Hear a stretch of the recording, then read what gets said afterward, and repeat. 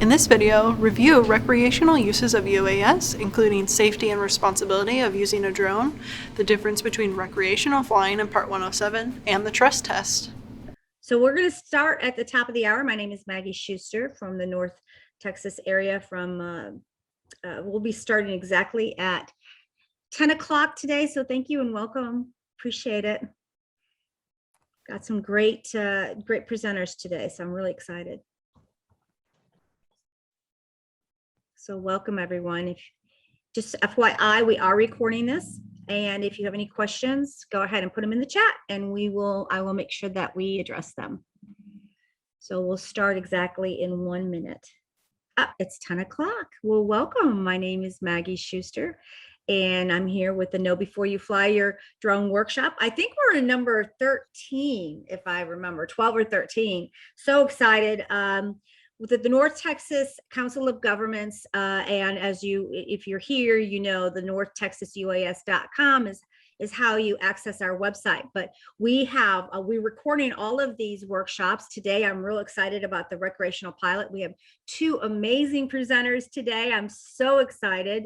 One of them being Tristan Malig, and he is from the Droners by Squadron, and it's a huge recreational club in San Francisco or California, excuse me. And then of course Adrian Doko, a lot of people know him. He's adding to his titles, so now he's going to be, or he is, the president of the North Texas drone user group here. So really excited to welcome them both. Well, let's get started. I mean, we have had a lot of different workshops all on just how to use drones and of course the FAA, but this is the first time that we are really addressing recreational pilots. So welcome, Tristan, really appreciate it. If you'll tell us a little bit about yourself, that would be great to start. Sure. Thank you, Maggie. I'm ex-military. I've spent quite a bit of time, about 4 years in military intelligence with the Navy, and as well working with joint special operations commands with SEAL team units, Delta Force, Marine Force Recon, everything else under the sun, and also with international units as well too, with data acquisition, and as well working with data and imagery, to be more specific. And to expound on that real quick, I actually got focused on drone technology when it was more used for more military applications. So the only piece of drone tech that I got into was I forgot who actually made it, but I was given the task to just test drive and see how it operates. And surely enough, it was a successful test. And then from there on, I graduated from the Art Institute here in San Diego in 2015 with a bachelor's art science degree in video game art, but with the focus on 3D modeling and as well cinematography and storyboarding, camera techniques, and so forth. And then other things that I got into is photography and cinematography. And then I got into the hobbyist side of drone use in 2017 when I first learned about DJI products, as well Autel, and one other company. I don't know if it even exists anymore, but anyway, I got really interested in using drone technology to the point where maybe this might increase my cinematography skills and try to get some nice vantage point shots using drones. And when I got my very first DJI drone, which was the Phantom 3 Standard, I totally fell in love with it to the point where, okay, what do I want to do next? Do I want to continue this venture and invest more money into it? And from that day forward, up until this moment in time, it has been a great investment for myself, and owning like 6 drones right now that I currently use, each one having a different purpose. uh, it allowed me to see the world in a different way as well too, not just to work with people who need some, you know, quick shots and so forth to put in their advertisement or something, but as well, it gave me a different perspective of how I view the world now. We actually had John Cooper speak on one of our workshops on Hmm. inspections. And John Cooper is one of the officers for your drone, recreational drone club in Hmm. California. Can you tell us a little bit about the club? Droners by Squadron was actually first started up as just an idea, as a concept to see if we could find other like mind or other recreational drone pilots out there to share ideas, to critique each other's photos or videos that they've taken, and then help improve each other to the point, to the degree of where how we could become better drone pilots. And in 2019, I started an offset group. I kind of like to think of it as like the top gunners of droners, you know, like really, really push the limits of like developing better drone pilots out there with a strong emphasis on operational safety. That's the number one thing that I always stress about when I teach future drone pilots out there, or people who are aspiring to become drone pilots, or who just want to get into the scene, just to, you know, understand the operations of a drone. So with that being said, Droners by Squadron is a large conglomerate of like recreational and as well 107 pilots out there, or certified 107 pilots out there.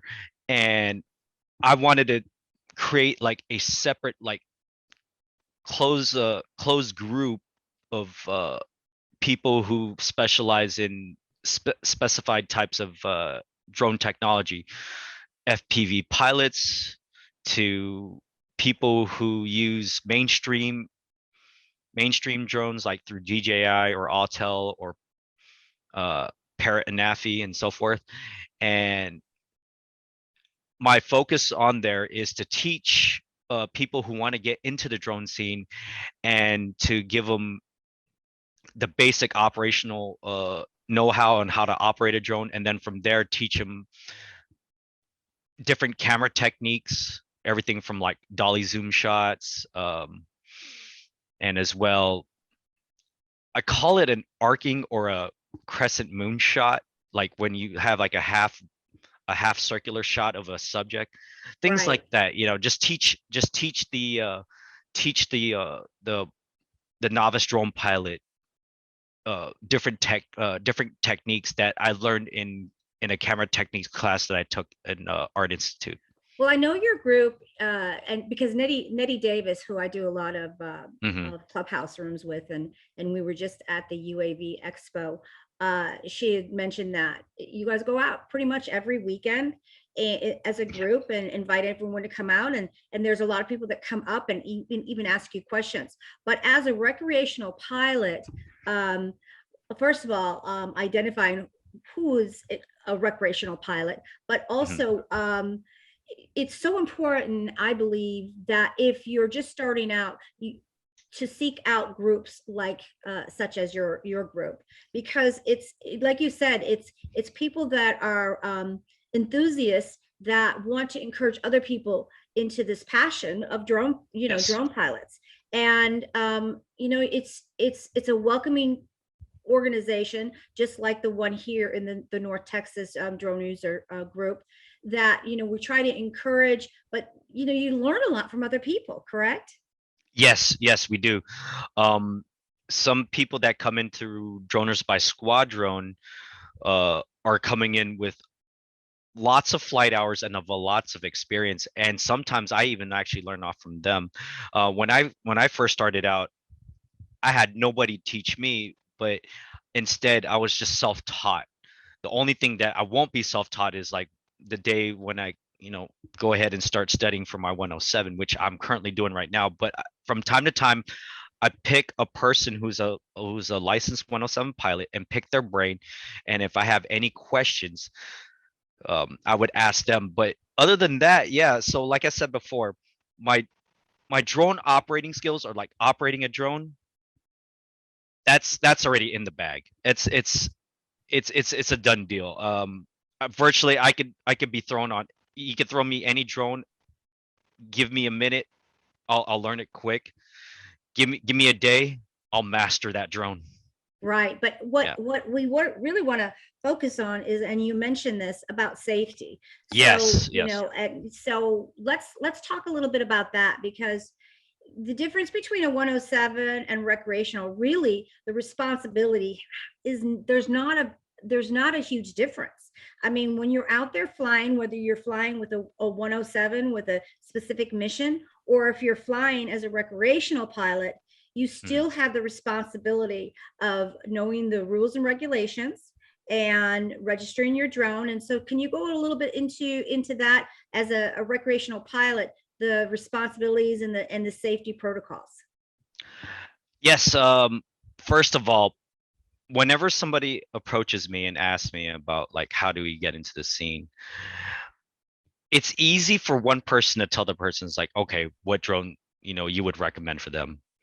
But more importantly, it's the responsibility of a recreational drone pilot to tell them is like, this is not something you just get into it just to get into it.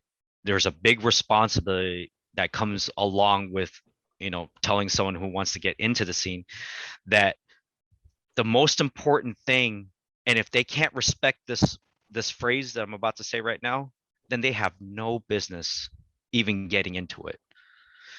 And is that flying a drone, safety is paramount. Safety is paramount. I can't stress that enough. I mean, I myself, who once only crashed a drone once, is because I was distracted by somebody who kept asking me questions about drones while I'm in mid-flight. So with that lesson learned, and from that point on, and this was during my first year flying a drone in 2017. So from that point on, I vowed that I would preach the safety aspect of operating a drone. So can you go a little bit further into what are your principles, so that for recreational pilots that are listening in right now, what are your principles, and where do you find the resources for safe practices? Well, finding the resources after watching so many YouTube videos of like other recreational drone pilots out there, and I've even seen even commercial 107 pilots out there who've actually made mistakes. And with that being said, I always tell people out there, mistakes will be made, especially when you're first learning. Sure. But it's better to make the mistakes in an environment that's away from people, especially. I mean, I can't stress that enough. Let me give you an example. One person I trained a while back who was already proficient in operating the drone, but he was not aware of his surroundings, wherever he was filming at. And unfortunately, he clipped a building, or like hit the side of a building, but there was no cracked glass or anything, but he just clipped the side of a building. And I can't stress enough to him from that point on is like, you have to be focused at all times when you're flying. Right. So number one is staying focused at all times. Once you get that drone up in the air, it's you and that drone, as if like you should become one with the drone. I know it sounds a little interesting when I say it that way. It's like, imagine yourself as like you're in the cockpit of that drone, like you're in the cockpit of an aircraft, like you're Right. actually in there. And if you can wrap your head around that notion, the likelihood of a pilot making mistakes is very, very close to zero. Very close to zero. Well, I think Number the advantage of belonging to a recreational club, and I do encourage everyone to seek out information on recreational clubs.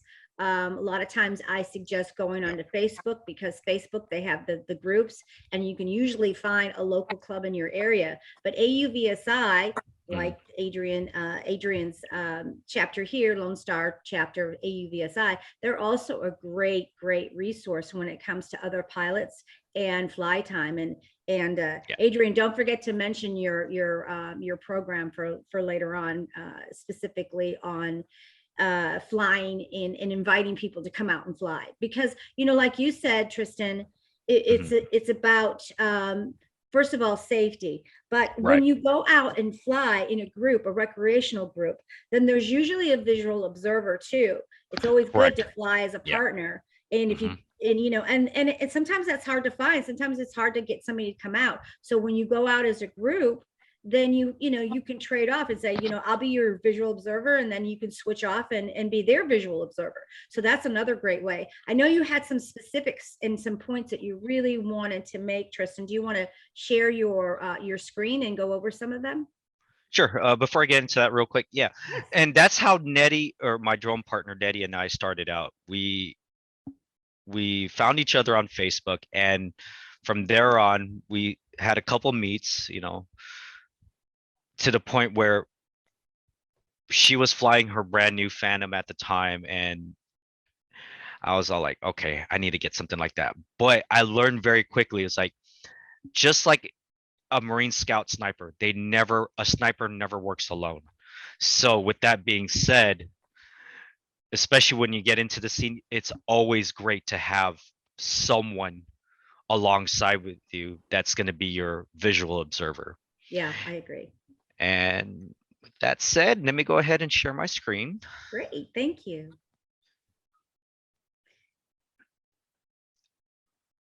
And let's see if it sharing. Okay. All right, here we go. Okay. Looks good. All right, recreational drone pilots stepping into a new era of cinematography. And all right. The skies belongs to everyone. The world is a huge playground for everyone to explore, from the ground, the seas, and the air. So with that said, the world is really a huge playground. I mean, as long as mankind in history has began to explore, in today's age now, where pretty much almost every inch of land has been explored, but the question is now, are you, as a drone pilot, are you willing to, change the way you view the world by flying a drone, and then how you see it, and then to capture the beauty of what, in your immediate surroundings or wherever you stand in the world? Now, getting into that, a drone is not a toy. I can't stress that enough. A drone is not a toy. Safety, safety, safety. If you can't respect the safety, the law, and everything else that encompasses safety in operating a drone, once again, you have no business in flying. While operating a drone, you should know your surroundings. Look at the environment around you and understand what kind of obstacles are in your way, especially flying in a semi-urban environment or along even a beach coastal line. You got palm trees out here in the West Coast. Things can happen. Know your surroundings. And also part of knowing your surroundings is the weather factor. Have fun with it. Enjoy it. Before you get into wanting to be a commercial pilot, learn to have fun with it. Showcase your work. Share your still photos or your videos. I don't know how many times I've had people approach me when they see my work on my YouTube channel or stuff on my other social media platforms that I share my videos and still shots that I capture with my drones. The praises is one thing. How much praise I get is one thing, but you'll never know when someone comes up to you and then actually all of a sudden, you know what? Hey, I would like to, have you help me capture some videos and stuff. But you never know sometimes when you get into something and having fun with it, how far it could really take you. Now, When I say viewing the world, there are no limits in how you can see and then capture the beauty of the world with drones as well. And last but not least, understand your drone's capabilities. And when I say understanding your drone's capabilities, when you buy a drone, you don't just fly it just to fly it. First of all, read the instructions. I cannot stress that enough as well too. I remember when I bought my first drone. Oh, no, I'm sorry, my second drone, and it was not secondhand or anything.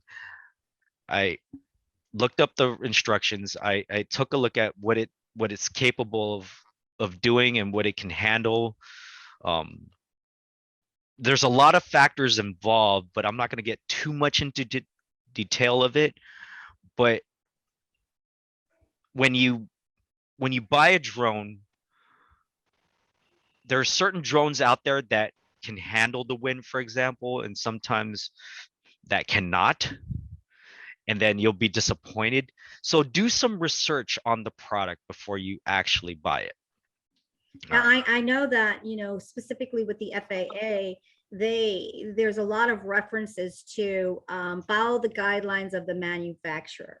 Because Right. yes, and what it's emphasizing is that you need to know your drone inside and out. And there are a lot of similarities, especially when it comes to the controls and everything like that. They're not that far off with the different manufacturers, but again, you have to understand how your drone performs, like you said, in weather, in specifically how long it takes. Some respond faster than others. You have different speeds. So all of those, having to understand that is really important. And I always stress too, as even if you're a seasoned pilot, always start your drone, then go around, have a routine, which is like just checkpoints specifically on making sure that your drone that day, that moment, is operating correctly, is responding to your controls. Right. So that's really important. So thank you for bringing that up, Tristan. Oh, and to also add further into that, certain drones out there, when you leave your equipment in your car, yeah, heat and your battery don't mix. No. I've seen batteries expand and people still operate their drones with an expanded or bloated battery or inflated battery, and I'm like, no. That's so dangerous. And even in the cold, Yeah. I mean, a lot of people, if you're flying in the cold, a Right. battery, will be affected by, like you said, the temperature. So I always suggest putting the battery like maybe on your person, to keep it, to warm it up before you put it in your drone. So yeah, that's really good points too. Okay. So basically my playground is from 0 to 400 feet. 400 Tell us a little bit about that. Okay, I came up with that concept after I first flew a few times over, and I was just amazed with the kind of shots I was getting with my very first drone. And then from there on, I was just sitting down one afternoon, and I'm thinking, you know what, I could get very philosophical about this. And that, with that being said, and to expand on my phrase about how I look at the world as a playground, or the world is a playground. Now my playground just increased from 0 to 400 feet. But I say 400 feet because of the safety regulation of that's our nominal or maximum height distance of flying in altitude. So even though I have a limitation cap, but at least I have a better vantage point than someone being on the ground, taking some really great shots with their very expensive DSLR. While, hey, I have now a better vantage point than the photographer, or that's just on the ground. Right. And again, learning 400 feet is the maximum. This is really important. And if you want to talk a little bit about it, is about, taking the trust. And that just came out recently, where the FAA is requiring even recreational pilots to take the trust. Now you can access it through different organizations like Pilot Institute and such, but it's a very simple test that you take to get certified as a recreational pilot, but it goes over certain specific safety practices, and also, you know, really understanding the sky. I mean, it may be simple enough, common sense, but it's really important that you're very knowledgeable about it. Don't you agree? Oh, I totally agree. Not to talk too much about the trust test, when I just took it the day that it was first made available, I, for one, I'm not very good at test taking. I never was. I never was. I was more proficient in doing a test by hands-on, so demonstrations. Right. But I was like, you know what?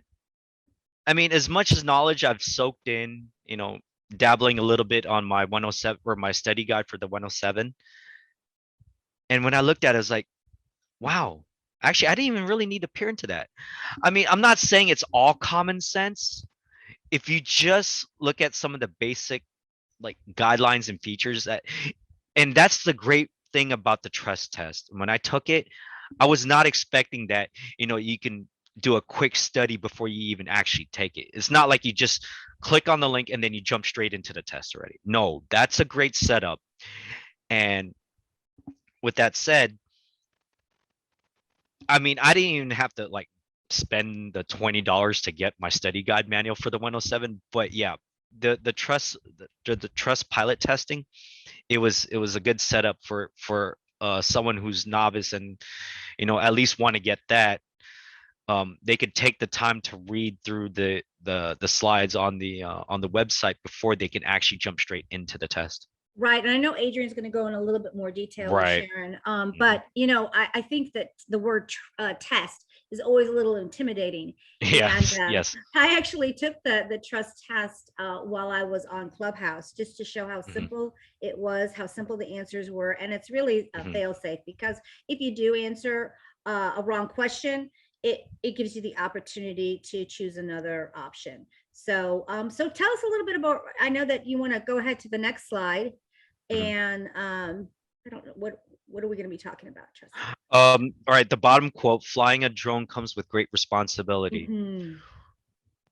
Okay. With safety being the big theme, the essential theme of my PowerPoint presentation. When getting into something where there's laws, there's a lot of laws involved, there's a lot of, you know, debates going on about like how recreational drone pilots should be in terms of how they should behave when pilot. I want to change that that view, or like how some licensed pilots out there, or just non-pilots out there in general, or just people in general, how they view recreational pilots as like reckless. And I want to reiterate and stress to every single recreational pilot and even 107 pilots that when flying a drone, whether it's for commercial purposes, for leisure slash recreational, it comes with great responsibility.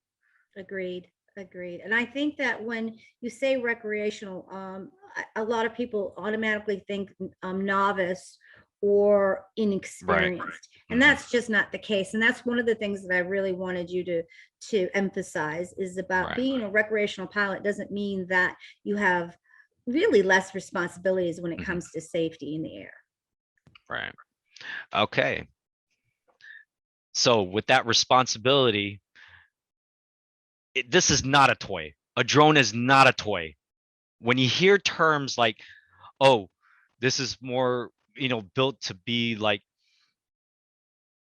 a toy as versus to like a DJI or Autel product where it's built like quality build.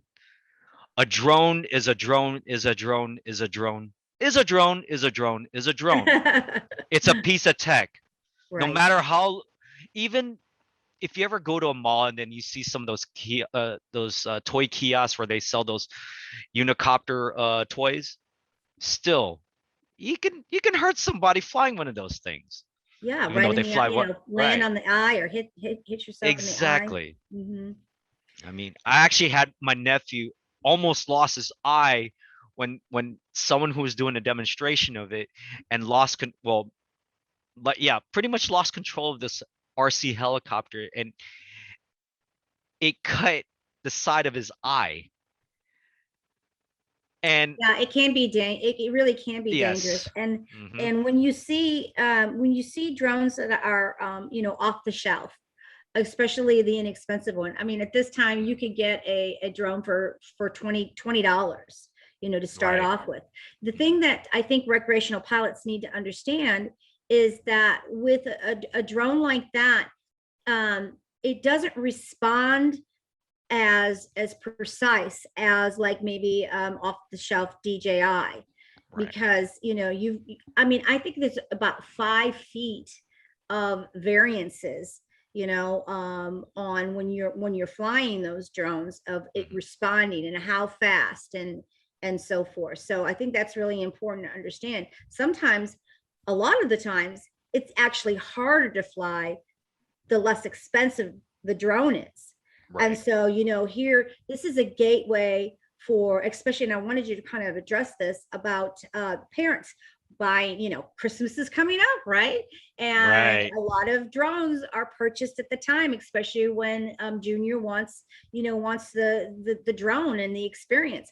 I don't discourage it. I think it's an amazing thing, but Yes. it's not just the responsibility, it's the responsibility of the parent to teach and to understand it just as much as the child, of that. Mhm. Number one, it's not a toy, it is a responsibility, but it's certainly an exciting way, gateway to an amazing career too. But I wanted to emphasize, you know, especially for our viewers that really just want to get into the drone world, that you know, we're going to be talking about this in our next workshop, specifically about drones in the market and what kind of drones to buy for specific operational. In other words, Mhm. are you doing it for cinematography? Are you doing it to do surveys? Are you going to take it out just when you're on vacation? So you know, having an understanding of what the different drones that are out there. I mean, DJI in particular really made it, drones accessible, Oh yes. quality drones accessible. So yeah, if you want to talk a little bit more about the responsibilities, especially for a parent when they purchase it, that would be great. When a parent decides to buy a drone for their child, it's it's of a great importance that they, stand side by side with them, with the child, Yes. making sure that they're not going to fly into something, because time and time again, whenever you give a child a toy, even that it's not a toy, they'll just automatically just open it up and they just want to take it out and go. It's the parent's responsibility to stress the importance of operating such a device, such a piece of technology that has created worlds of wonder, but to stress the responsibility of operating it and the safety and the importance of safety is the parent's biggest responsibility, and to stress that to their child. It's not a toy. It's not, to begin with. I mean, God forbid that the child, while the mom and dad's away, they're out having dinner, and then the babysitter is like, oh, not paying attention. Next, the child decides to fly their drone. That's also another thing to consider about too. That's why, I mean, there could be a debate on the age factor of using it. I mean, by the time you're 13, the child's been, or that, you know, the teenager's mentality changes a bit, when being bombarded with social media and what's happening out there and the hype and doing this or doing that. God forbid that it could go totally into a negative direction. So that's a topic of discussion for something else. But as it stands right now, what is it to, just real quick, the test taking, the age minimum is 13, if I'm not mistaken. Mm-hmm. Yeah. Okay. Yeah. But so I would suggest, because there are obviously are many children that are under 13. I think it would behoove the parent to actually be the Mhm. one to take the trust test, so that they have a clear understanding, at least the beginning of an understanding of the responsibilities of flying a drone in the air. And then, of Right. course, setting limits, so that the only time that the child can fly is when they're present. And I don't mean present meaning in the same room. I mean standing right behind them, that they can grab the controls. Right. That's so important, that it's not just, okay, I'll watch him and I'll sit over here at the picnic table and see how he flies or how he's performing. It's really important that they can take over, because Right. it can be dangerous. And Mhm. it's just really important to Right. as an example, as a parent, it's really important. And if the parent is not familiar, not even interested in it, then I think it is the responsibility of a parent to find a mentor that the child can fly with. Yeah, and see, that's the interesting part too. As far as I know, any old 14-year-old male or female can just walk into a Best Buy, and if they have the cash to pony up to get a DJI drone, oh man, Yeah, it's there's like some it's like one of talk. those things. Yeah, see, and that's something I wanted to raise right there. It's one of those things where it's like, okay, maybe we should have like a well, there is a 107, but then again, maybe a basic operator's license outside of the trust, like how we have like a Class A driver's license to operate an automobile, right? No, maybe something you have to be at least 13 years old to operate an actual, depending on the class of the drone. Like a toy grade drone, that's one thing. I mean, or I shouldn't say that. I said toy. A drone is a drone is a drone. Okay. Depending on the class of the drone, though, Right. like even DJI's not so high end, like a Mavic 2 or a Phantom series drone, but their Mavic Mini lineup, maybe that might be an exception. I don't know. There could be just a lot of factors and variables involved in trying to figure out something of this caliber of setting regulations for that. I mean, I don't want to go much into it more. Yeah, Yeah. and I know that there's been talk throughout, well, the FAA and some of the organizations Mhm. uh, in regards to, do we make it just so that they can just go ahead, and if they have the money to buy a drone Right. off the shelf, do they just buy it, or is there something that requires them to understand, in other words, have a license to buy it? It's kind of You like know, it's pretty much in the same realm. I'm gonna compare drones to buying a firearm, a small firearm, mhm. handgun or a rifle. You have to be a specific age to buy a firearm, with the notable exception of I think you have to be at least 14 or 15 to buy a BB gun in certain states, and then some states, I don't know. I mean, well, like I said, I don't want to get too much into it, but yeah, Right. I think there should be some level of control or regulation, I should say, to purchasing a higher class, higher grade drone like DJI drones or Altels. Yeah. Okay, next slide. Safety, safety, safety, safety. I can't think of any other word that matches the word safety in terms of how much awareness you must have, how focused you have to be in operating a drone. And with that said, if you can't operate your drone safely and responsibly, you have no business operating a drone. None. If you can't respect your surroundings, if you can't be focused and flying and operating the drone, and if you can't adhere to the safety practice of operating a drone, we're not even going to get into the law part. So you know what? Forget it. You have no business operating a drone. Well, To the me, yeah. FAA has really made a lot of the information um, accessible, very accessible. But there's also a lot Oh of yeah, definitely. organizations, not just clubs, but there are organizations, profit or nonprofit, that actually offer uh, just information on safety specifically, but how to, and Evan will be talking about it later on in this workshop of, how to understand airspace, how to do your simple maintenance of your drone before you operate, and even after your fly, to do a checklist specifically. But there are a lot of we're encouraging at this time a lot of the information on getting into our schools, specifically on the STEM programs, so that sorry, there's a fire right now. The STEM programs specifically, where they will teach the children the responsibilities of a drone. So I think that's really important. Absolutely.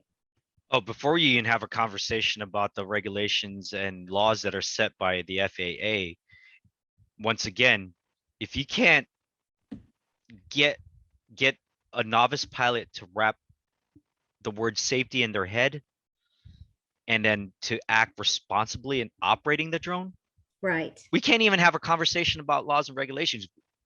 That's already at a halt, a standstill.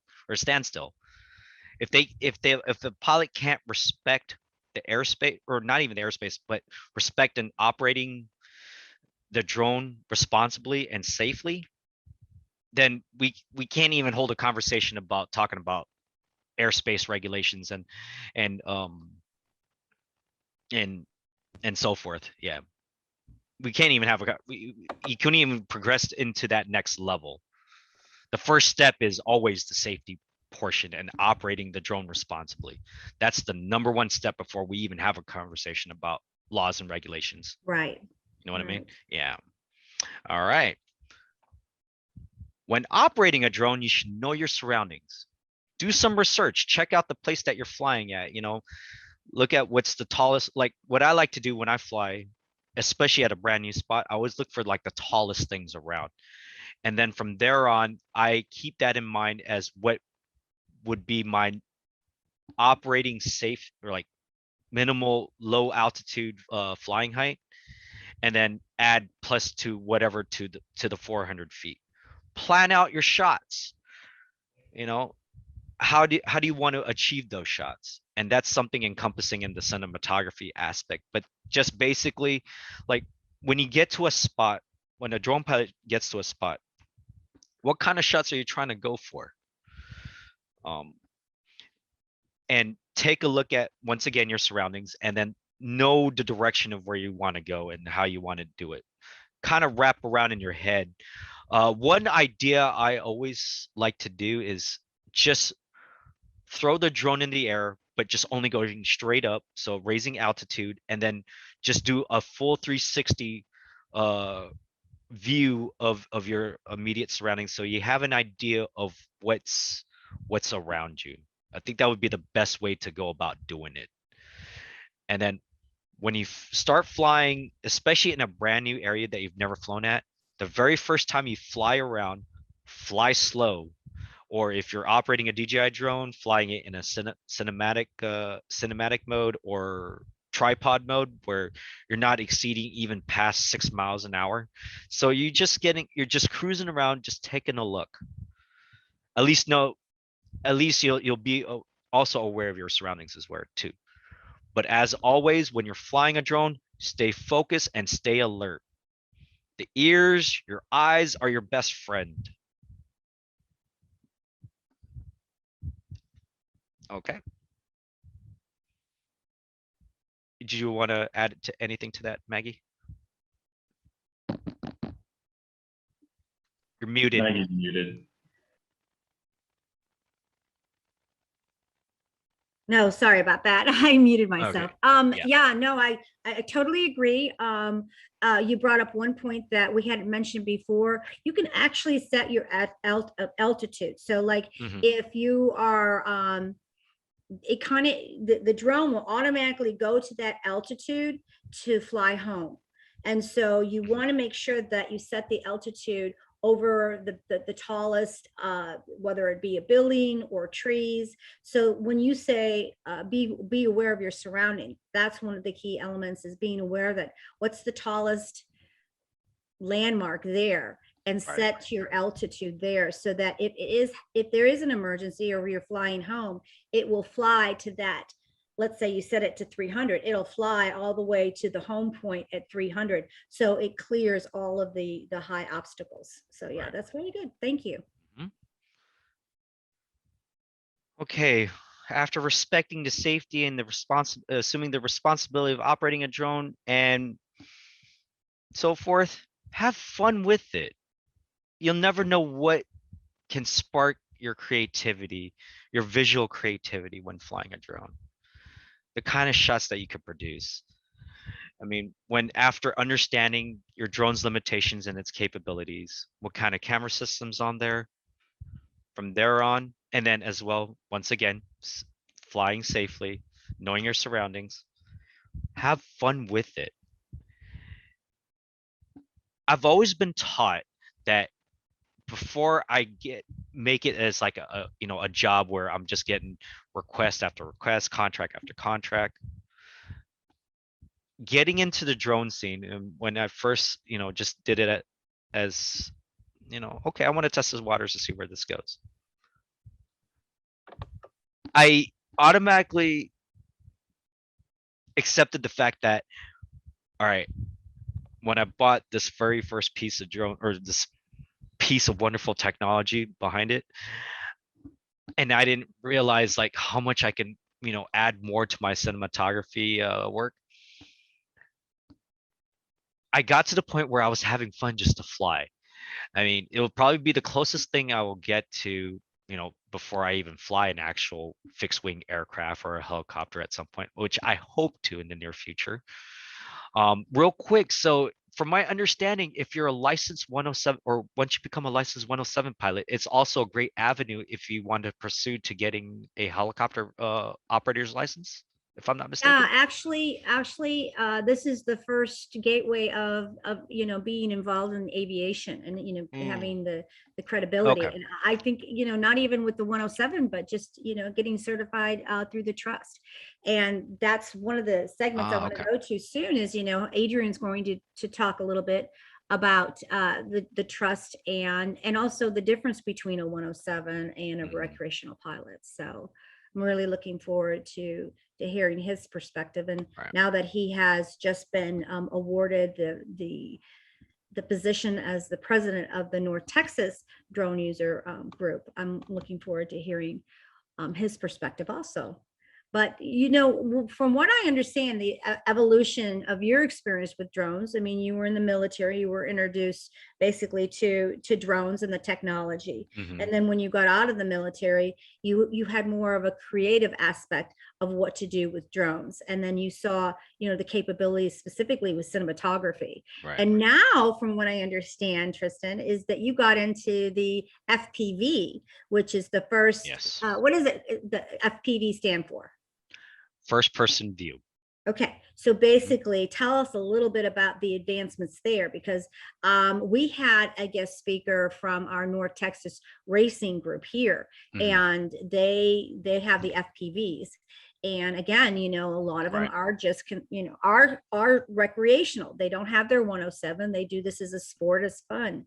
Tell us a little bit about your experience with it, and also the responsibilities with that, because it's a little different. You really do need a visual observer when you do an FPV, because you're wearing these goggles and you don't have a perspective of what's outside around you. You're actually the eyes of the drone, correct? Correct. Actually, the interesting part about DJI's FPV drone, there's a part where once you take off, it'll actually tell you where your home point, where you first launched at. So when you're flying around, and if you're trying to look for your home point, once you see the letter H show up on the screen, now you know what direction you're going to. So it's actually already set in stone.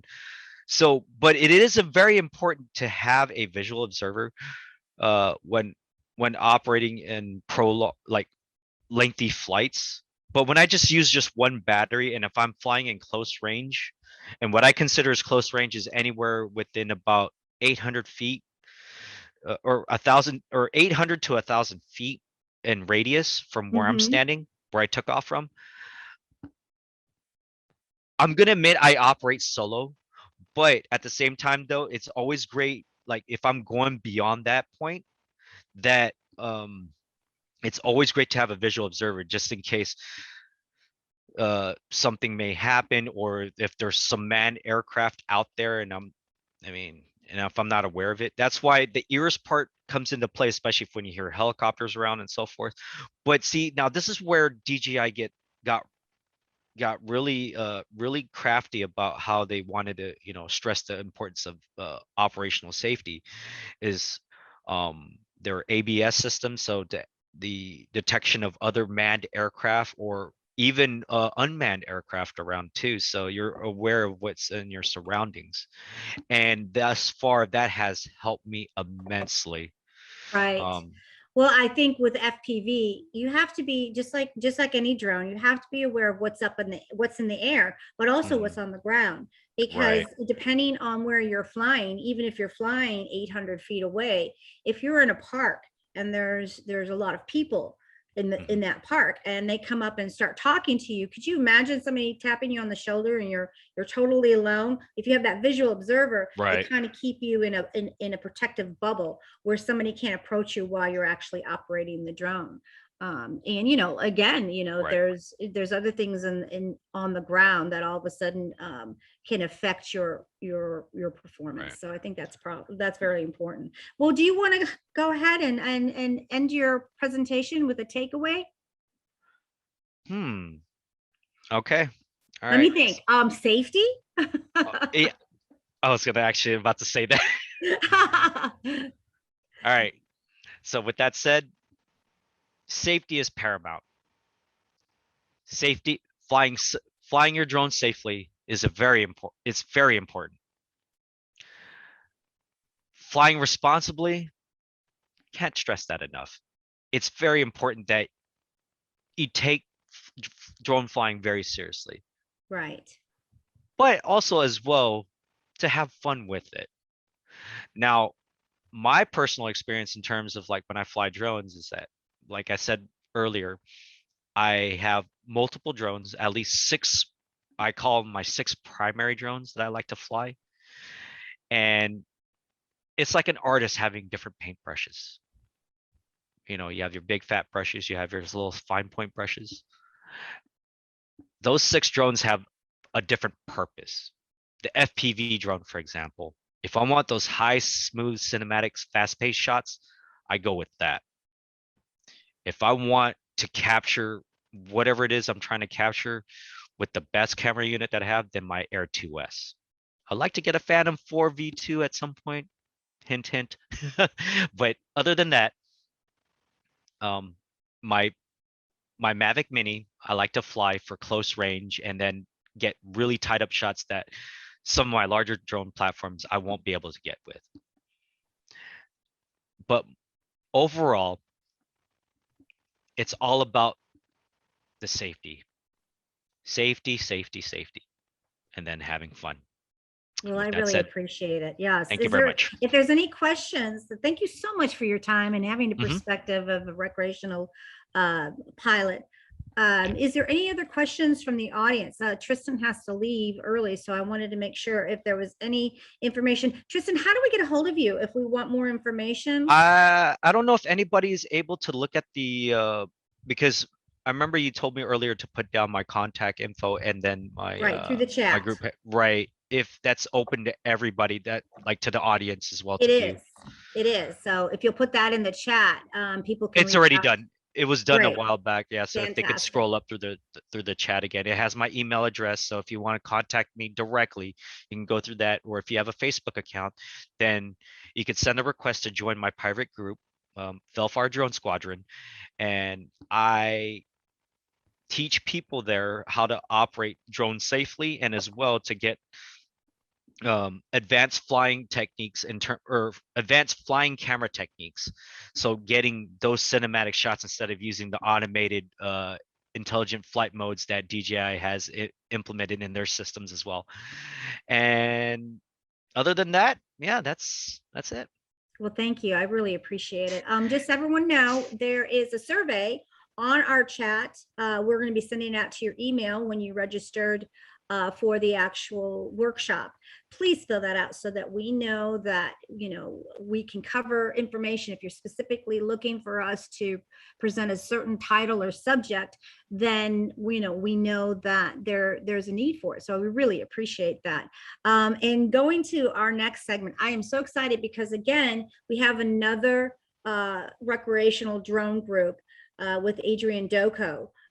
He's also the president of the AUVSI Lone Star chapter. And of course, we have our Sharon Rossmark, who's the Women of Drones that represents women in the industry. So Sharon, go ahead and take it away. Really, really happy to have you all. And by the way, the Lone Star chapter, AUVSI, is one of our sponsors. So thank you again.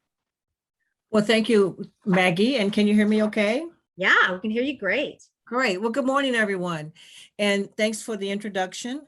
And thanks to Tristan for his insights into the drone club that he runs out there in California. So however, let's move on. For our next conversation, we will transition to a discussion about the FAA requirements and regulations about flying drones for fun or recreational flying. As Maggie just said, my name is Sharon Rossmark, and today I have the pleasure of interviewing Adrian Doko, president of the Lone Star Texas Association for the Unmanned Vehicle Systems, better known as AUVSI, as well as many other titles that we have. So welcome, Adrian. Hey, Sharon, thanks for having me. Great. So Adrian, you know, I just did one quick sentence about your background and your experience, but for those of you that don't know Adrian, I have up on the screen there his bio. And Adrian has an impressive track record within the industry, and thus he is considered one of the leading expert voices. And I'm also proud to call him a friend. So Adrian, you know, you've got a lot of detail there around different aspects of how you show up in the industry, which I think is fabulous. But I thought for our audience who may be recreational pilots or recreational drone flyers or wish to be, that maybe we could review a few key terminology that will explain some of the elements that's on the slide right now in regards to your background. So if you wouldn't mind taking a moment, just kind of walking them through what the FAST representatives, drone pros are, as well as the other terminology that's there. Sure, Sharon, thanks again. So full disclosure, I am not directly with the FAA. We're more in a volunteer role, representing the FAA as a safety team representative. And basically what we try to do is educate and advocate to keep the national airspace as safe as possible. With that being said, we've been labeled drone pros. I'm not the biggest fan of that particular label. However, you know, we try through leadership to mainly get the recreational, even and the commercially Part 107 pilots to have a set of standards and adhere to those standards to keep our airspace safe. So essentially, I'm the lead drone pro here in North Texas. We try to have outreach engagements through fly-ins, webinars. We go out to schools, airports, hobby shops, and just try to explain the importance of safety and educate folks. So that's one of the titles. I'm also the Lone Star chapter president for the Association for Unmanned Vehicle Systems International. Here in Texas, the whole state of Texas, we try to educate, advocate, and connect people with the resources in the unmanned system space. So that's one of my, for the past almost 3 years now, I've been really engaging either at state, federal, or local level on pushing the initiatives for drones, et cetera. I'm also a flight engineer for drones. So basically, pre-flight inspections, we do safety protocols, planning, monitoring the flight paths, as well as understanding different payloads, sensors, and propulsion systems. And then finally, I'm also a level 1 UAS thermographer, drone thermographer. So we try to use these different thermal or infrared sensors to find anomalies and detect and analyze certain situations, whether it's infrastructure, all types of different utilities. We use thermal payloads to detect and analyze any deficiencies or anomalies. And that's pretty much it as far as this slide. If you want to move on to this next slide. Yes. So regarding recreational flight, you know, in today's world, when a consumer can order online, be it Amazon or some other national retailer or any retailer that has a website, they can go online and purchase a drone. They can certainly go to their local store, be it Costco or any number of other local retailers, and purchase a drone and open it up and put it in the sky. And you know, in some ways that is flying a drone. However, as we both know, as well as many in our audience and on this call today, understand that there is a difference between recreational flying and commercial flying. And it's important for people to understand that let's not just open up the box and put the drone in the air. So why don't you walk us through what is meant by recreational flight? Oh, of course. So essentially, under the FAA's USC 44809, I know it's a technical term, but that is the terminology we use under the Part 107. The recreational flight, essentially, a lot of people don't understand. A recreational flight is not operated for a business or any form of compensation. And that could mean several things. So even furtherance of business or credits could classify it as a non-recreational flight. So if you're trying to help out a friend or a local church, get some pretty pictures, that doesn't classify as a recreational flight. So recreational flight is purely and simply for fun and enjoyment.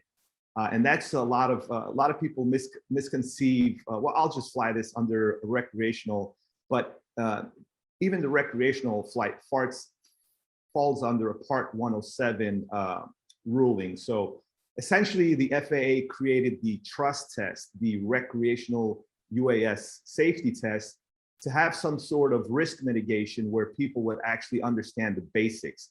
And I encourage everyone to go online and take the trust test. I mean, it's a very, very simple and effective way of learning your basics, right? We know we don't need to fly anywhere near, well, essentially 5 miles near an airport. We have to be careful on the different airspace that we try to fly under recreational purposes, under 400 feet, et cetera. But essentially a recreational flight, you know, there's no form of compensation, whether it be monetary or credited in some way, shape, or form.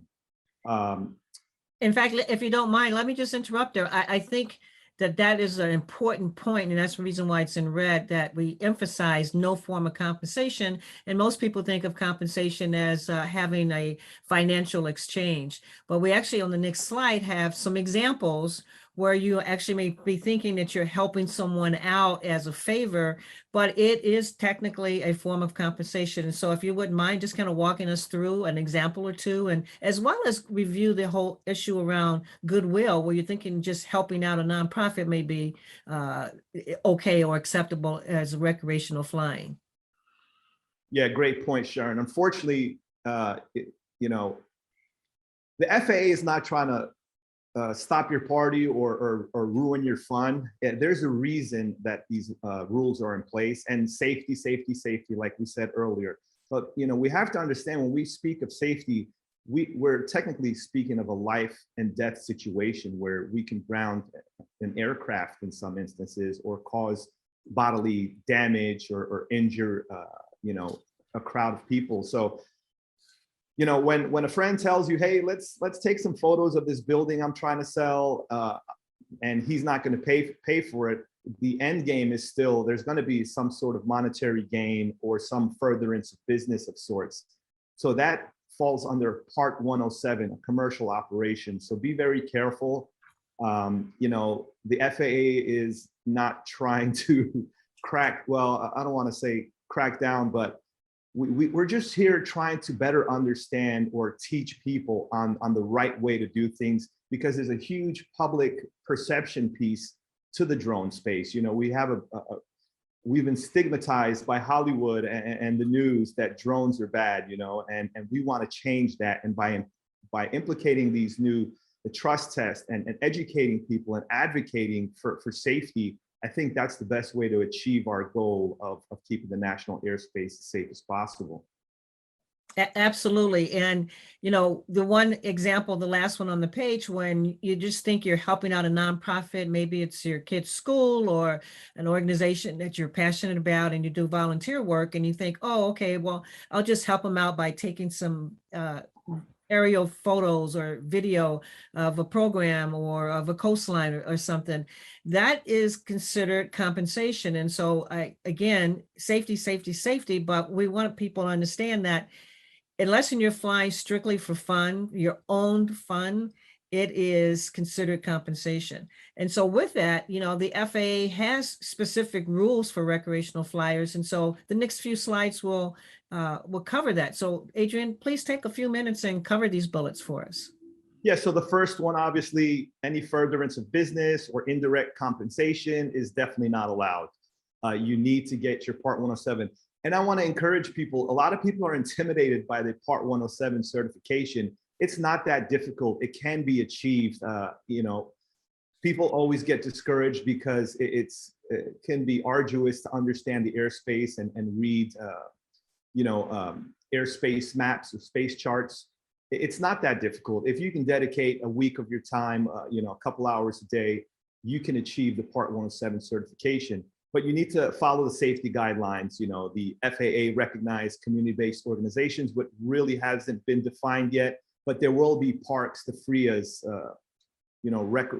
recognized identification areas that the FAA has that you'll be able to fly under recreational purposes. But you know, you need to follow the safety guidelines, and they're there for a specific reason.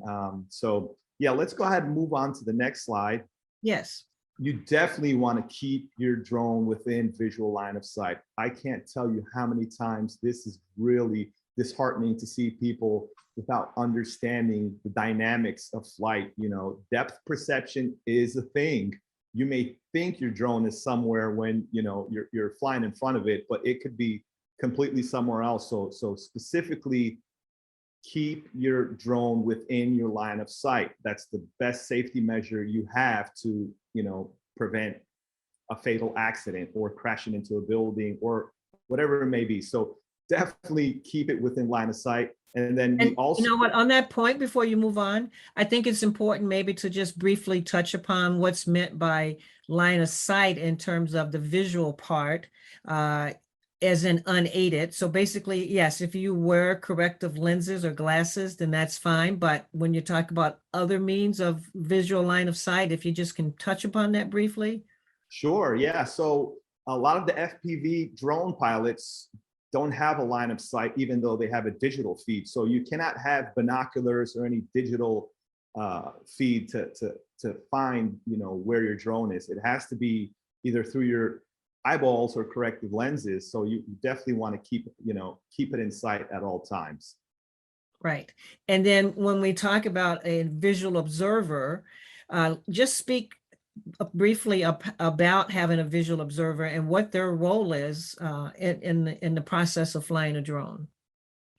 Yeah, so the visual observer is your extra set of eyes on the ground, and usually they're within distance. If not, you're in radio communication and you've established a connection with your visual observer or VO, and they're going to be, you know, your insurance policy, where they can call out just in case you do lose line of sight. You can rely on your visual observer to, you know, clarify, hey, you know, we're 3 o'clock, 2 clicks this way, or, you know, that they can align the drone so everyone's on the same page on where you're located in the airspace.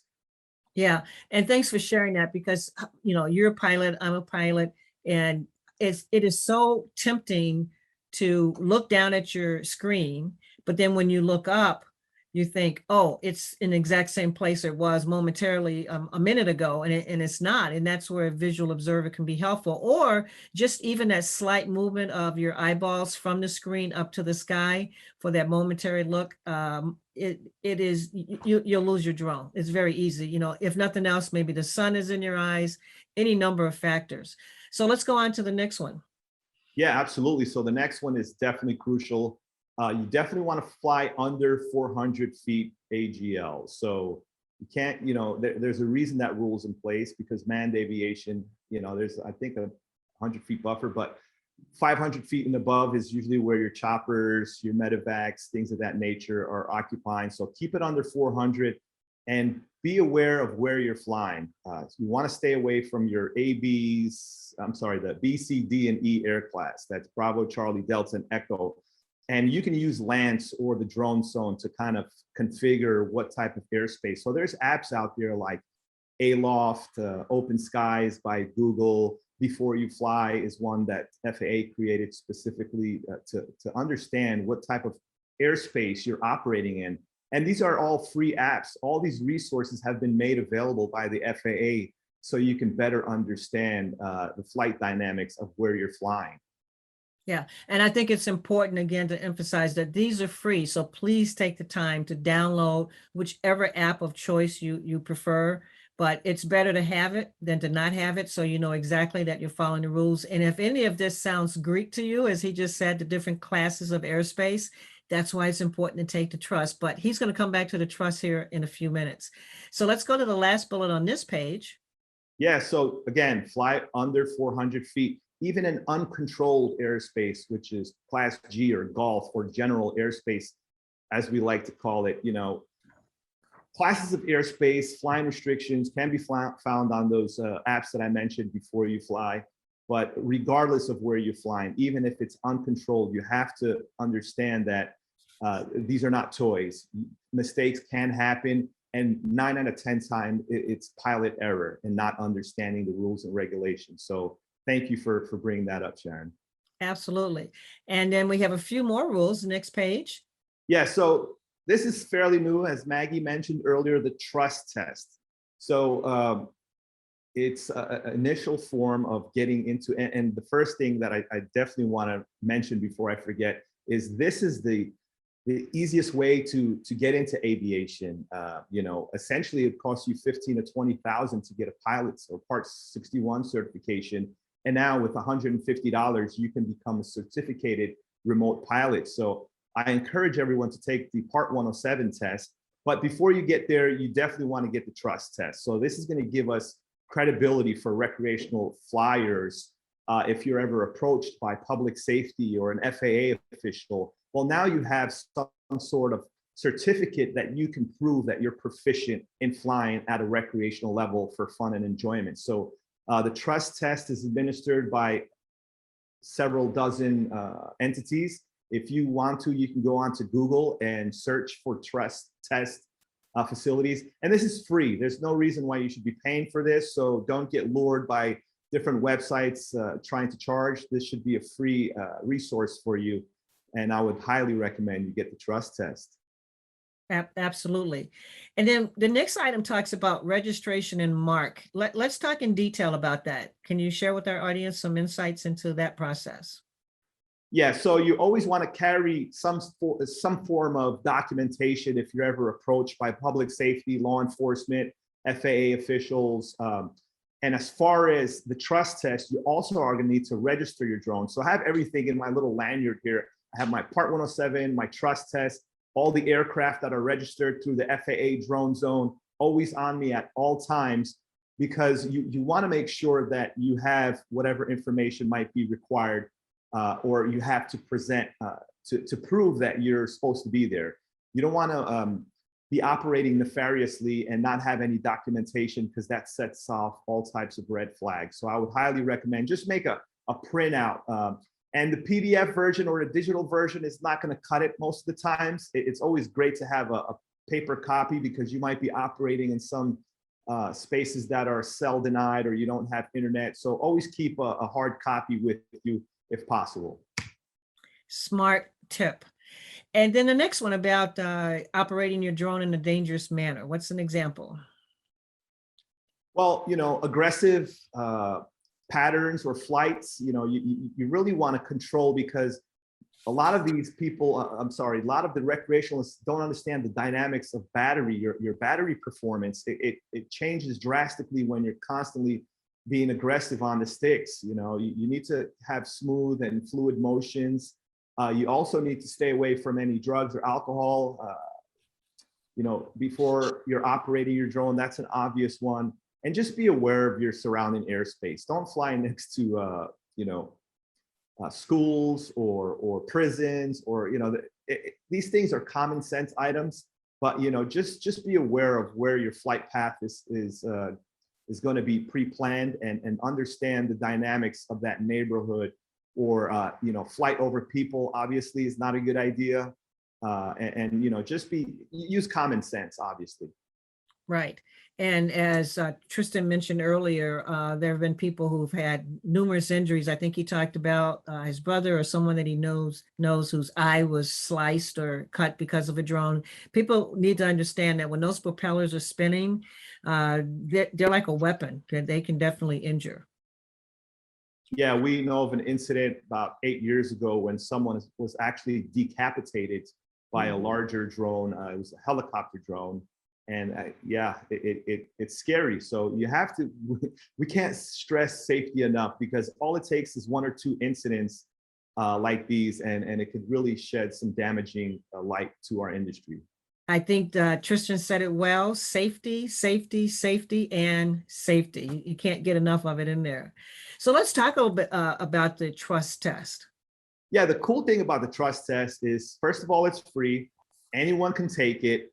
And it gives you a sense of belonging. Now you're part of something bigger, that you really have accomplished something. You understand the basics of flying as a recreational drone operator. So, you know, it's available now. You can get it online. There were several places that I think Maggie mentioned. The Pilot Institute is where I took mine.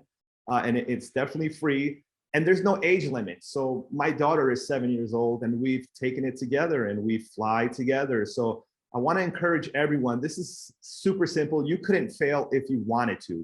Whenever you have a wrong answer on a question, it'll take you back and walk you through the process of why that answer was wrong, and what the, you know, and it'll give you the opportunity to get it right. So the trust test is a super no-brainer. Only takes about 10 minutes to complete, and you do get that certificate to present to any public safety officials or FAA representatives as well, to kind of show them that you went through the due diligence of being as safe as possible. Right. So you've mentioned this a couple of times. I, again, don't want our audience to miss this point. So you take the test, you print off the certificate so that you have a physical copy of it. And then what happens if I lose that trust certificate? Yeah, that's a great question. And I just want to move back one step. Not only will you need your trust certificate, but if it's your drone, you also want to register it at the drone zone, dronezone.faa.gov site. So have your registration, have your trust certificate. And if you lose that trust certificate, you simply apply and get a new one. You know, the FAA doesn't really keep track.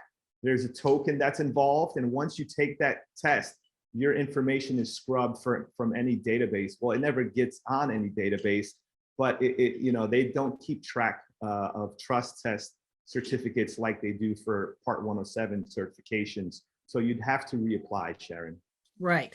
And I'm emphasizing that because, you know, as you just said, while they may not keep track of it, you want to have proof that you've completed it at the time you may be stopped by law enforcement or someone from the FAA. So as we move into the next part of how trust may apply, let's talk about drones in primary and secondary schools. Yeah, so there is a big push now from our community to get more drone programs initiated in all types of schools, whether it's primary, secondary. Universities obviously have implemented this. But, you know, the cool thing about the schools, if you're flying indoor or within a caged setting, you're not needing to have a lot of these Part 107 certificate. Well, actually, it doesn't fly under the jurisdiction of the FAA because you're indoors. You're not. The FAA is regulating the national airspace. So anything above a blade of grass is the responsibility of the FAA to keep as safe as possible. So, you know, it doesn't prevent the students from flying under direct supervision of Part 107 certificated pilots. So if you are outdoors, if the teacher, for example, is Part 107 certified, they can allow the students to fly as long as they're within, you know, arm's length of the remote pilot. So essentially, there's a lot of ways that we can educate the future generation of drone pilots by incorporating these rules and regulations to schools and educating the future workforce. I get calls all the time from these large aircraft manufacturers that, they're looking for that next generation of pilots and engineers. So we really need to step up and get these schools involved and educate our future workforce. Absolutely. And you said one thing that I want to make sure the audience takes away from this slide is that if you're flying indoors, the FAA rules do not apply, but that also applies to if you're flying in a cage, correct? Yes, so a netted batting cage works really well, and it helps to prevent any flyaways and helps with the safety aspect of flight. Right, great, thank you. I just wanted to emphasize that point again. So as we wind down our conversation with Adrian, one of the things that is great that's coming up here starting Monday is what's called National Drone Safety Awareness Week. This year is September 13th and 19th. Adrian, why don't you take a few minutes to tell us about it? Yeah, so Drone Safety Awareness Week was created about 3 years ago by the FAA. Obviously, we need to do a better job of marketing safety and drones. So we created a whole week worth of activities and outreach programs, whether it's through webinars, through actual meetups and events. So we'll be having a fly-in next Sunday here in North Texas, educating more people, but having fun. At the end of the day, it's about having fun and getting people together and having these phenomenal conversations on all different aspects of drone flight. So the FAA has done a really good job on creating Drone Safety Awareness Week, and every day tackles a different subject. So it starts with recreational education, and it also goes into the rules, remote ID, ops over people, beyond visual line of sight. It gets into public safety, public acceptance, and all different aspects of drone flight. So I highly encourage everyone to look into it, reach out to a local chapter or drone user group and see if there's any events that you can partake in. It's a great way to educate yourself on what rules and regulations are available now and what's in the pipeline for the future. And I think you put in the chat information about the North Dallas session next Sunday. Is that correct? Or if you don't mind, just go ahead and tell them about where it's at and what time. Yeah, so September 19th from 4 to 8 p.m., we're going to have a sunset fly-in. You can find that at the Eventbrite, AUVSI Lone Star Eventbrite link, or also follow us on Facebook. That's AUVSI Lone Star, and you'll have access to sign up through the Eventbrite link. But this is a great way, and we obviously found a great location at a park at the Railroad Park of Louisville. It's Class G airspace, and it's a wide open space. So it's a great, safe way to get together and have all of us flying and really, catch up with the drone community. It's been tough through the pandemic. We used to do this on a weekly, sometimes monthly basis, but just to get the crew back together and see everyone and get some stick time in is always phenomenal. It is. I'm jealous. I'm not in the Dallas metro area. Otherwise, I would be right there. And probably if it was on a Saturday rather than a Sunday, I would come down for it. So thank you again. So Maggie, I don't know if we have any questions, but we certainly have a few minutes of time for any questions. Well, I had the question in regards to when you're taking trust, they're not, what I'm understanding, Adrian, that there's no age limit for taking the trust. But to register your drone, is that the age 13? They have to be that to register your drone, or am I just pulling that information just?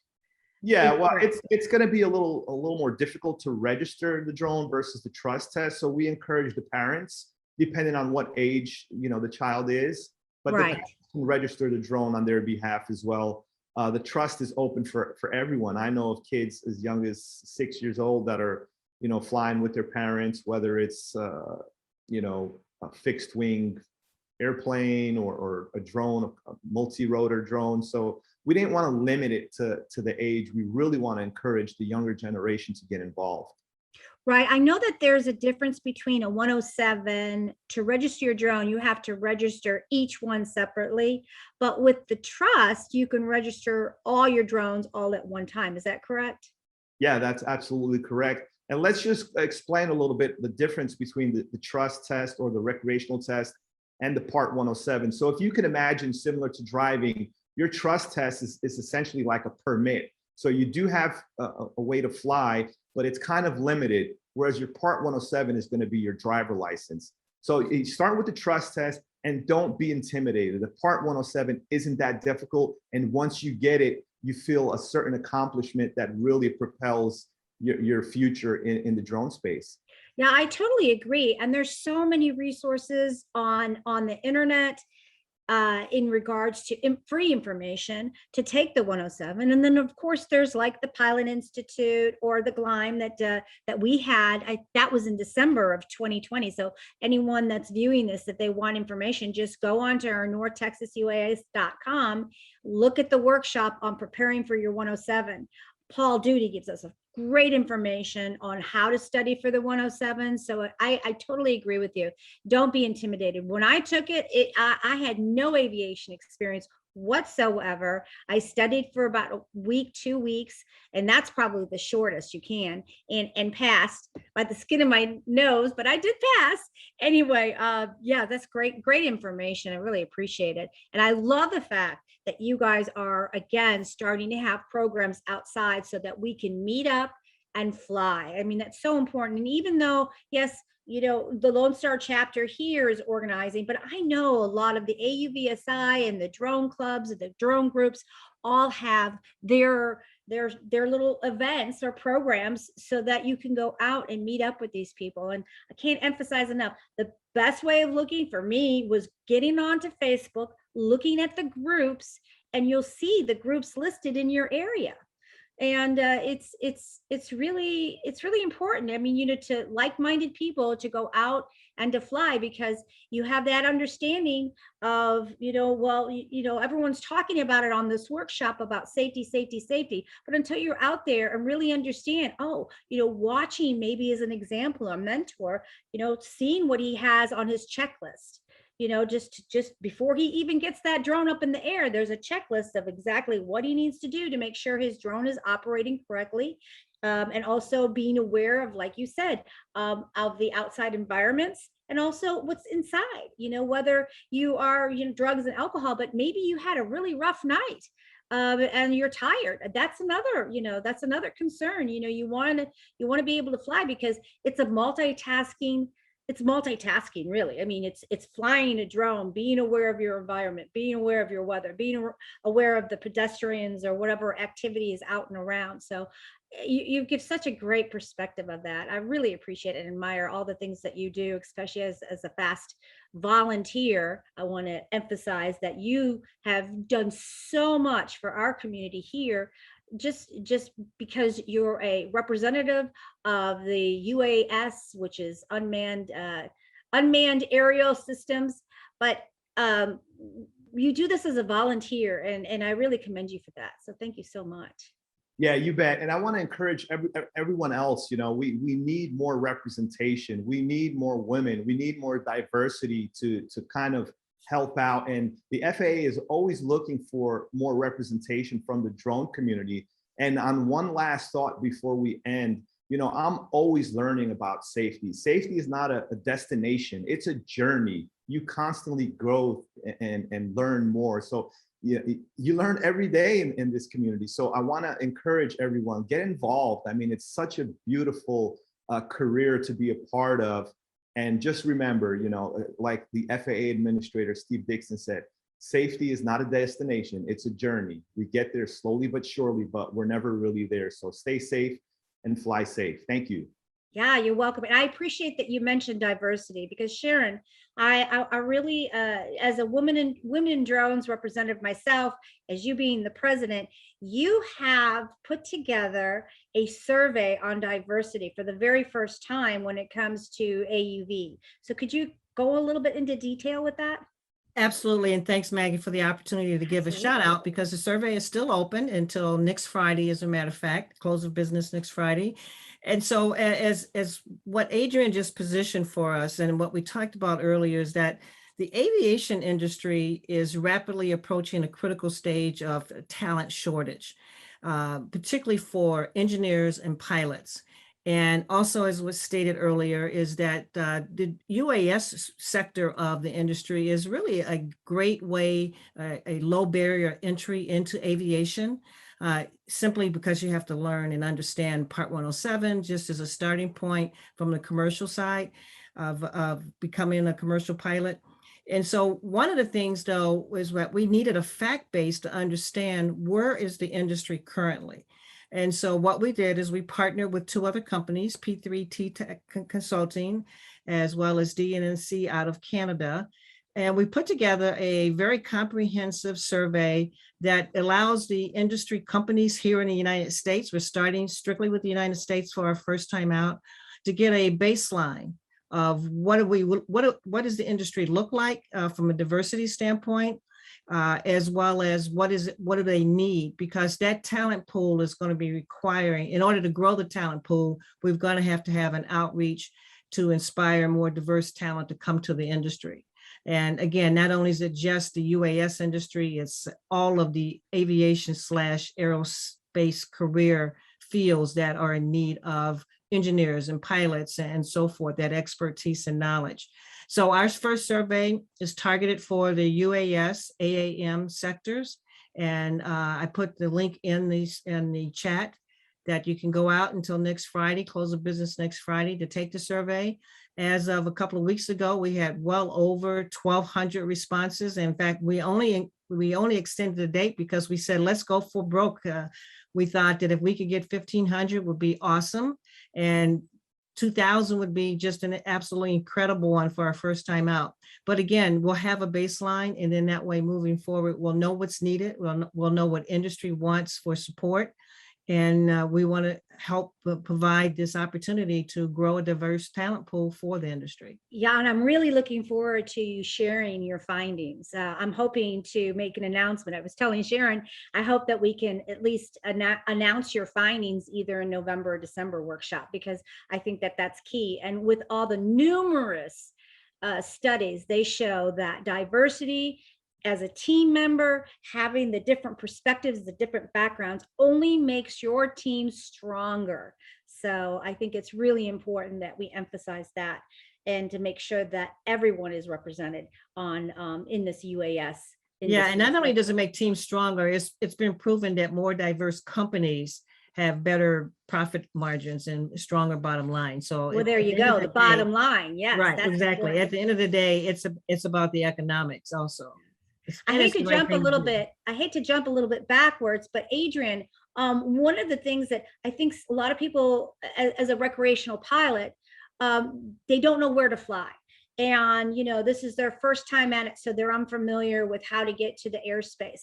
One of the things that I wanted to emphasize is the AMA parks, specifically, because we are allowed to fly most of the AMA parks. Is that not correct? Unfortunately, you have to be an AMA member. Okay.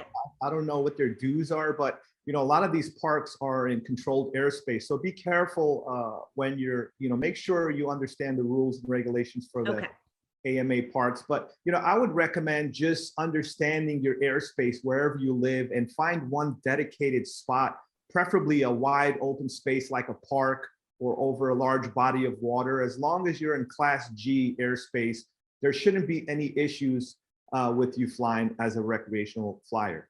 Right. And I know FAA, thank you for clarifying that. I appreciate it. I know the FAA also encourages parks destinations for drone parks. There are some in different areas. I know one in particular is in California, and it specifically says for drone use, you know, for drone users. So that, you know, if you can seek out that information, that's really good too, to start there, because you'll be able to meet again, you know, if you're not in a group, that's a great way of meeting up some people and having, you know, having a partnership. And again, switching over for VAs, visual observers, to the pilot, that's a great opportunity. So thank you so much for clarifying that. I appreciate it. And so Maggie, one additional point on park flying is that you need to check maybe with the local website of the village or town that owns or is responsible for that park. I know here in Chicagoland, while there are plenty of parks that allow you to fly, there are lots of parks where they don't allow flying, even though it's open space. And if you check the details, or like they say, the fine print, they also require that you have insurance to fly in their parks or be a member of AMA.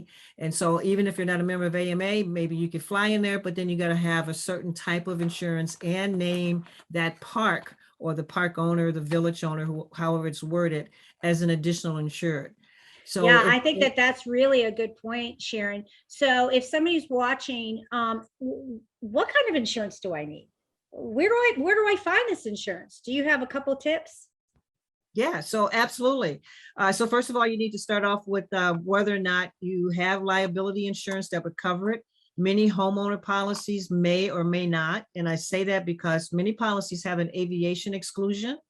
And even though you're flying recreationally, you can't assume that they're going to cover you. So I would ask you to check with your insurance agent or broker regarding your own personal homeowners or condo or renters insurance, but keep in mind it may not. And then of course there you can come out to the Women in Drones website. We have insurance brokers and agents that are members that we know have either hourly insurance, depending on what your needs are, and or an annual policy, again, depending on what your needs are. But generally you're going to start with the liability policy that you need, and also check about coverage for your drone. Yeah, just to throw it out there, I know State Farm has, a policy for recreational flyers. And is it Certify is the one hour by hour that has hour by hour insurance? You're thinking about Verifly. Verifly, that's right. Yeah, and there's others, right? I was Yes. trying not to give out specific. I know, but companies. sometimes Yeah. just at least having some go to or understanding it. Yeah. So I appreciate Yeah. that. Yeah. And totally comply with that. Yes, absolutely. Is there any other questions? I really don't see anything other than a request for the survey. I think that survey I'm really looking forward to, and please look at the link if you're interested in it, and then follow us in the next couple workshops and we'll have the results there. Again, Sharon, thank you so much for your fireside chat. I always look forward to it and having the experts like Adrian on it.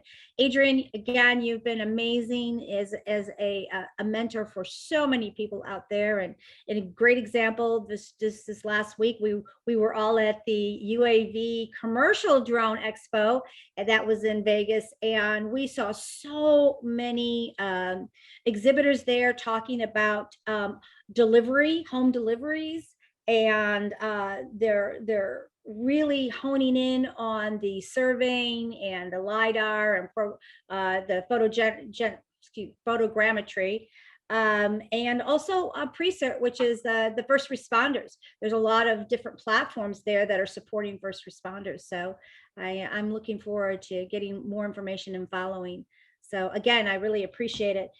As always, we always end with Evan Morelli. Evan Morelli, for all those people that don't know how to find the airspace or find Drone Zone, he's the guy that always ends the workshops with all that kind of information. And you're going to talk a little bit about ALOFT too, correct? Yeah, I am. Thanks, Maggie. So I'm going to be discussing here. Let me go ahead and open up my share. There we go. Okay, so for those that have not listened to my presentation before, my name is Evan Morelli. I run Elm Aerial Services, is a drone consulting company. So we do various kinds of flying for industries like real estate. We've worked with the Parks Department of the City of Chicago. And what I'm here to talk about today is in the context of where we would be if we're recreational flyers. How can we manage our safety, effectively find places to fly, and really bridge what Adrian and everybody was talking about earlier on how to, really get into, whether it's recreational or professional flying, the fundamentals. So we'll talk about step by